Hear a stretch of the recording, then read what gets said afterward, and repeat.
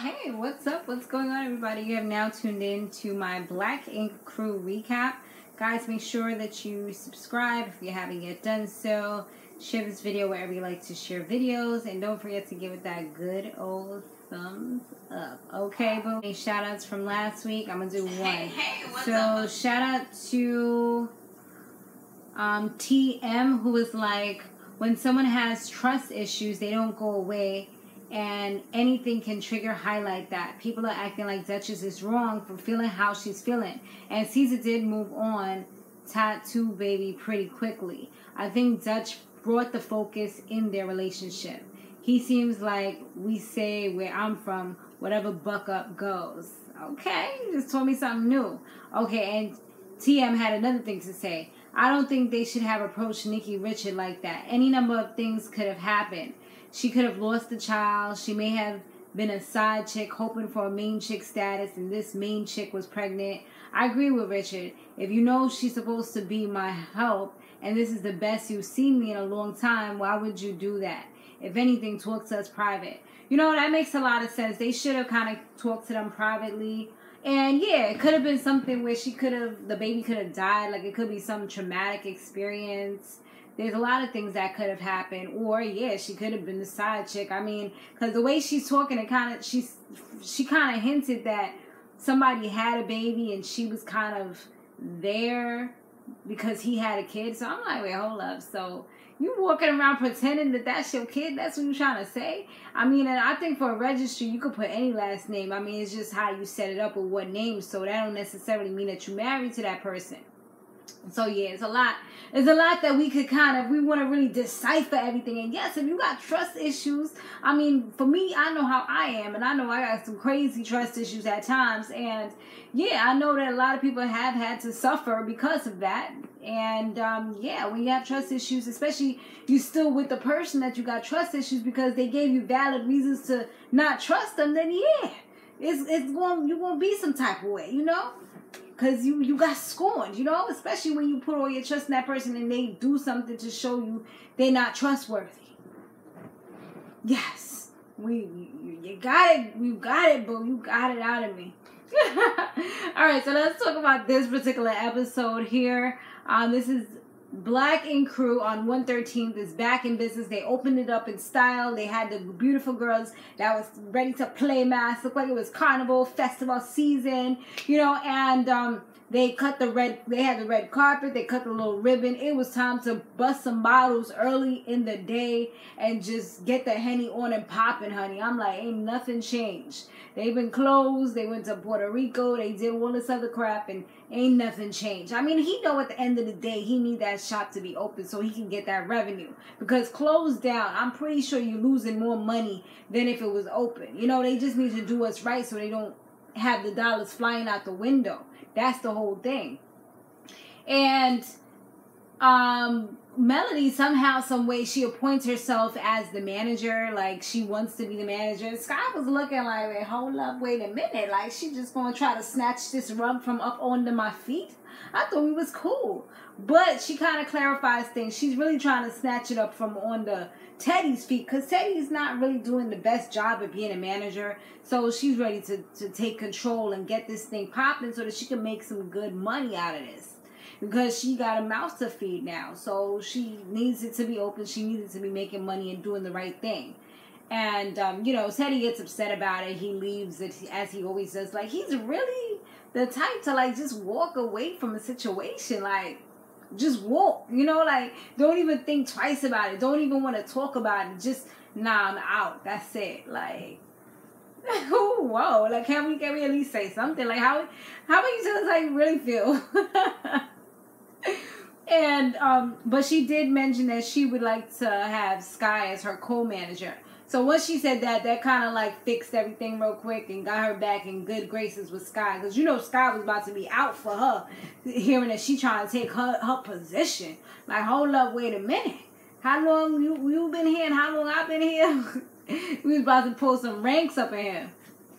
So Duchess shop is actually doing pretty well. And we saw a side of Duchess that I feel like I haven't really seen in a while. Like, this reminds me of that genuine Duchess that we've seen a long time ago. And I feel like she's kind of coming back to that person. I feel like she was kind of getting a big head in the part where she started to get into the relationship with him. I think she just felt like she was like a boss chick now because she's with the boss guy who has the status and he's getting the money and stuff like that. But now I feel like she's kind of humbling herself a little bit more. I mean, she probably about to show up and show out real soon because, you know, she got her shop popping and she going to have to show them that she could do well without them. But I kind of feel like she's a little bit humble right now. When she was giving that speech, it just felt real genuine. And she started crying and everything like, you know, I didn't know I would be here. And this is her 1-year anniversary for Pretty in Pink. I think that's the name of it, right? Pretty in Pink. And she's just like happy to have all these people that were kind of like down for her, that was riding with her, that was there with her through it all. And she thought she would have had him by her side. She's been through a lot, but she made it out. And she's still here, still doing her thing. And it just felt real genuine to me. So Cesar and Richard, they meet up, and he was just like, he didn't really like we was just talking about, he didn't really like the way he came at him like that. You know, they've been friends for so long. Yeah, if you feel some type of way, you don't like it, then you should have talked to me behind the scenes. Like, talk to me privately, not call Nikki out like that. Or Nakaya, not to call her out like that. And he was just like, he is a grown man and he can take care of his own. I mean, that's true at the end of the day. And I think I said this before, like, I had to learn the hard way that you can't really make people do anything if they're not ready to do it, if they don't want to do it. You gotta you can put stuff out there, but if they don't want to receive it or they don't want to heed your advice, then that's on them at the end of the day, you know? So I think that's what Cesar has to kind of figure out. I mean, yeah, he doesn't want anything bad to happen to his friend. And I do see that it really is coming from a genuine place of love and concern. Because if he didn't care so much, he would have been like dead to him. He didn't have to let him come back to the shop or any of that other stuff. But he did. And he's continuing to support him. Richard does reveal that Nakaya is pregnant, and I'm just like, wasn't she drinking like crazy? She was probably just a couple months and didn't really know. I mean, you okay when you don't really know. You partying it up. I mean, it's alright, it's cool. We can't judge you for that, because I mean, the same thing happened to me, to be honest. For the first like 3-4 months, I didn't even know. Things seemed all normal, all natural. I was just living it up, partying. I was still young, and then I found out. I was like, oh, guess this gotta stop right now, today. That's the end of that. We ain't gonna have no craziness going down, you know what I mean? So, hopefully, you know, that's the same type of way she is, where she's just like, okay, everything's cut off now. From what he said, after Puerto Rico, she wasn't feeling too good. They went to the doctor, found out she's pregnant. I'm like, yo, this dude got some swimmers, bro. Like, you need some egg. I mean, you need some sperm. Your man got a low sperm count. He could give it to them for free. I mean, his is just like, he is amazing. He has an amazing sperm count. He must have some good stuff too, while all these women is like, you know, attached and ready to do it with him raw. I mean, because that's how you have a baby at the end of the day, unless it's so big that the condoms is popping. That's the only other thing I can consider. But he already like kind of told us before that he wasn't really using condoms. So we already know how that's going down. But you know, I ain't gonna say too much, because I could have a whole story about that, about how, you know, all of them is having unprotected sex with him, and he used to be on drugs. But I ain't gonna say it, you know, I ain't gonna say it. So, you know, it was funny how he kind of was like, you know, they was judging her and stuff, but I'm like, she too was putting herself out there because she was getting super drunk. She's supposed to be his sober coach. And on top of that, her titties was out on TV and in front of everybody, like all his friends. I mean, that is kind of weird to me. I wouldn't want my man having his penis out in front of all of my friends or anything like that. Like, that's just no. Like, certain parts do not need to be seen by everybody. So, I mean, she was kind of putting herself out there too. But he also says that she has lupus. And, you know, it's just a lot that they're kind of going through right now. Because, of course, that's going to be another financial strain. But they did kind of plan this. They knew that they wanted to do this. I guess when they got married, maybe they spoke about it or something.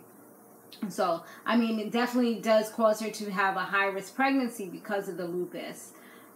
So, Miss Kitty now. Honey child. Miss Kitty and Cesar are having this little thing where they are flirting with each other, and I'm just like, really? You want to do this again, Cesar? Like, you want to flirt with somebody that you work with that's in the shop that's like, it's like you doing Dutchess #2, but just like different. They're like so freaking different from what I see. But I mean, as far as her trying to be like boss status and thinking she's higher than she is, I do see that from her. So she could eventually be a problem. Just like how, what's her name, was a problem. It's like now Cesar feels like he can see clear now. Like it's no longer foggy. You know, it was kind of foggy before because he was keeping his eyes kind of squinted a little bit so he don't see too much while he was with Duchess. You know, kind of trying to blind it all out, trying to keep it out so he don't get tempted. But now his eyes is open, you know. He's seeing HD, honey. Young Bae, she goes to the shop and she was like frantic and just like, Teddy wasn't really sure what was going on with her. She was crying, like, but then she reveals that her mother called her and told her that her father's looking for the mother and they all live in Korea. And he's talking about he going to throw acid on her and he wants to find her as well and throw acid on her. I mean, he most likely won't find young Bae at the end of the day because she's all the way out in the States. But I think like that fear from when she was younger and used to get beat and things like that, it's stuck in her head where it's just like you're going to always feel like, oh my gosh, like, is he coming? Is he around me? What's going on? You're always kind of looking over your shoulder because you remember those nights when you used to get beat so badly. And you used to get choked up and stuff like that. He does tell her, like, you know, you got your family and everything. We're here for you. We will help you out. And later on, she, like, has, like, this voodoo crow doll that she has out in the streets. And she puts it over a garbage can, but Sky and all of them was there, but Sky broke out because she's like, nah, like I can't be a part of this. Anything that can get me back in jail, I ain't gonna be around. Because you know, any little thing, once you got locked up and all that, any little thing can kind of get you back in there. And she's just like, nah, I ain't with this. Like, y'all ain't gonna catch me on camera talking about I was burning some crow in the street. I ain't with it. Just be safe, be good. I'm out. She was out of there. Young Bae took out all her stress and frustration and anger on that voodoo doll, and I know she was hoping that it was her daddy so that he could feel that pain that she was putting on that thing, because she was putting a beating on it, bro. Later on, Melody, she ends up hiring this new guy named Kevin, and from what it seems, he's a really dope artist. I mean, they didn't show his work or anything like that, but that's what she claims. And Teddy seemed like he was upset the fact that she coming in here like she's a real official manager when nobody really, like, named her the manager, and she's hiring people too. And everybody was like, well, I guess he ain't gonna be here long, because they know how Cesar could be, like when he sees brand new faces. But when Cesar came in, it looked like he actually was cool with dude, because he like greeted him. They seemed like they was friends, or like he pretty much knew him. And he did say, he was like, oh, all right, that's cool. Like, he was straight cool with it. And everybody's like, what? Yeah, like, he was okay with it, because he said that he knew this guy from like the tattoo convention or something like that, and he knows that this guy's work is like amazing, so he didn't mind like having him come with her. I feel like a bug just flew up my nose. Hopefully not, because that's kind of nasty. So now it was party time once again, and Teddy, he comes into black ink with this chick that used to work there that actually punched Miss Kitty in the face in a previous party in like one of the first episodes of this season, and her name was A1, and I mean, everything about her just seems like super thug life. Like, she seems like she would have problems with Sky. I feel like it would be like kind of like a battle with them, and I'm not sure who would win, because this chick seems like she could really, like, you know, throw some hands and stuff like that. Because even the way she was punching wasn't like no, ooh, I'm a girl type of punch. It was like some, like I'm on some taekwondo. Well, taekwondo is like martial arts, isn't it? But y'all know what I mean. Like, you know, like 1, 2, like shadow boxing, I'm ready for you type of thing. So, when Miss Kitty sees her at the party, she's like, you know, well, even before that, Melody was just like, you know, like, what is she doing here? And Teddy's like, I hired her. And she was just like, well, I'm here to make sure that things go well and that the darkness from our past doesn't mess things up or something along those lines. And you could see the shade, honey. The shade was there. And then that's when, like a little bit after that, that's when Miss Kitty saw her, and she's just like, what are you doing here? And she was like, oh, I got hired back. And Miss Kitty just made like a super big fit about it, because she's just like, there's other people that want to hire me. There's other things that I could be doing. People are calling me every day for me to do other things, and for you to have somebody that punched me in the face, like, why would I have to deal with this? Like, she literally walked out.